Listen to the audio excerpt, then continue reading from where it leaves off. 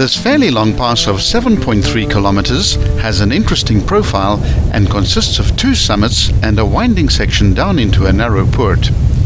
Although the average gradient is a very mild 1 in 140, the short descent down into the river valley at the 4.3 kilometer mark does get as steep as 1 in 12. This road offers a wide variety of scenery and is one of the more interesting of the isolated Northern Cape passes. About 6 kilometers south of this pass, there's a fairly tricky deep-water river crossing which could be the undoing of many a vehicle. The pass starts at its northern end at a cattle grid demarcating the western border of the Reboksfontein farm. The entire pass falls within the boundaries of this farm. Up ahead, a standalone conical peak is visible, and this is the Spitzkop with a height of 1,291 meters. The road climbs at a very gentle gradient of 1 in 30 to reach the first of two false summits at the 580-meter point.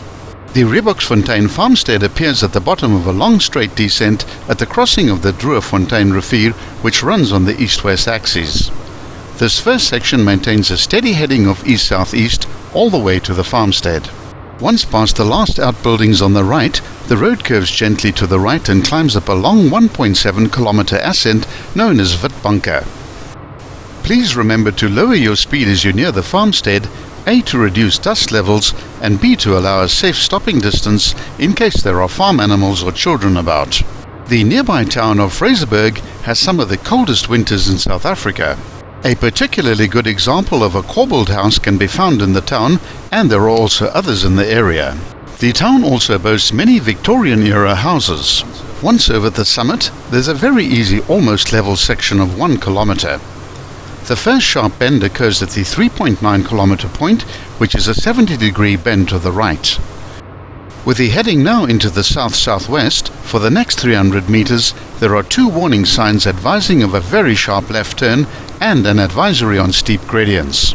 Slow right down for this bend and keep it down as the road surface is very rough for the next 500 meters as it drops down the side of a hill onto the floodplain of the river.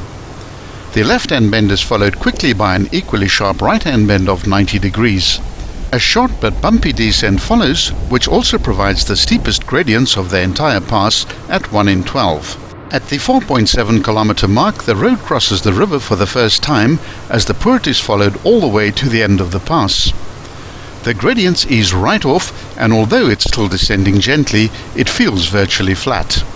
There are 3 more river crossings as the road follows the course of the river through the poort. Should you find yourself at the first crossing under flood conditions, it's best to turn around and retrace your route, as poorts like this one can easily lead to fatal consequences when in flood, and even if you make it through the first crossing, the next 3 are more difficult and deeper. To add some additional advice, there's a much bigger and deeper river crossing 6 kilometers further south at the Brak rivier, which will be impossible to ford if the poort is flooded at this point. Although this is a rare occurrence in the Northern Cape, never take unnecessary risks in these situations. The pass ends at the 4th crossing of the river at the 7.3 kilometer mark at an altitude of 1,226 meters. Continue for a further 62 kilometers to arrive in Fraserburg.